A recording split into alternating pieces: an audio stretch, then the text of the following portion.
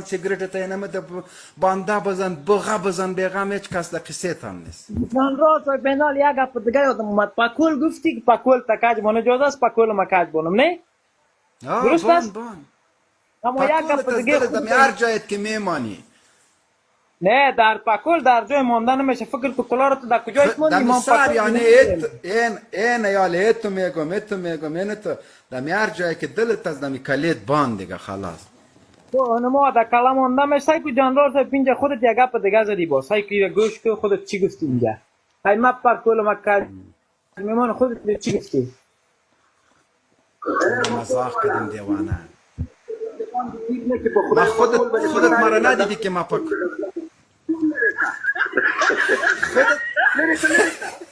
خودت ندیدی که ما پاکول سر کردیم؟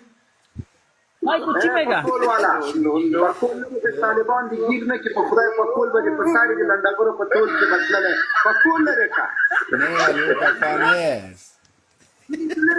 نه لیریکا میگه پاکول لیریکا خو این علما امی پاکول لیریکا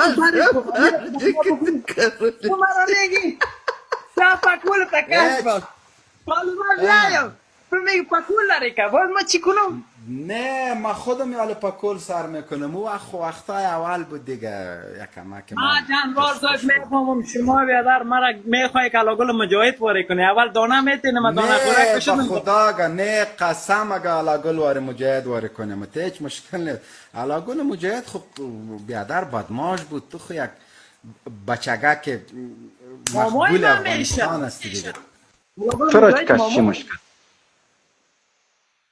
مامایت بود؟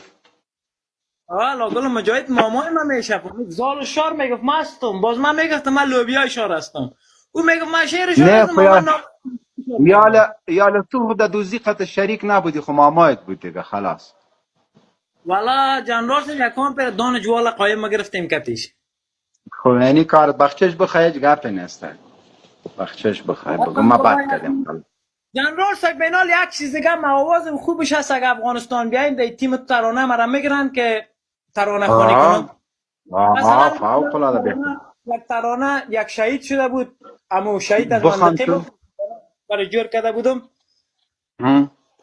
تو باش تو چی بودم ترانه ببخشی که یادم رفت همیشه در پس جارم همیشه در پس جارم چی زړګې مې دې از غړ شه د خدای شهید پدیر شه هدایت بریالی شه هدایت بریالی شه ستا د ننګ په ماریکو کې سنگری ځانې قربان کړی سنگری ځانې قربان کړی چې ګلاب د ښکلو رنګ کې ګلابي ځانې قربان کړی ګلابي ځانې قربان کړی ستا د وینې برکت دی چې دښمن مې نن برباد شي د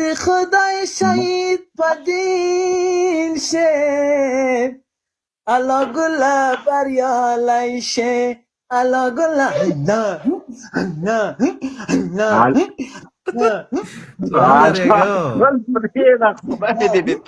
جذبه پس راواخیسته والا که دی چه مرید خوبه نه چه شی کهته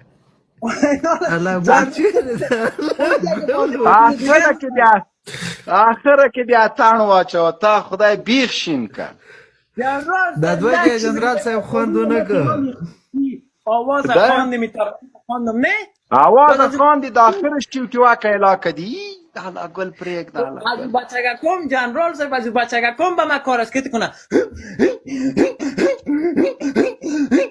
از هم کار از ما این حالا با دی ترانه کار دیگه او باز تو برو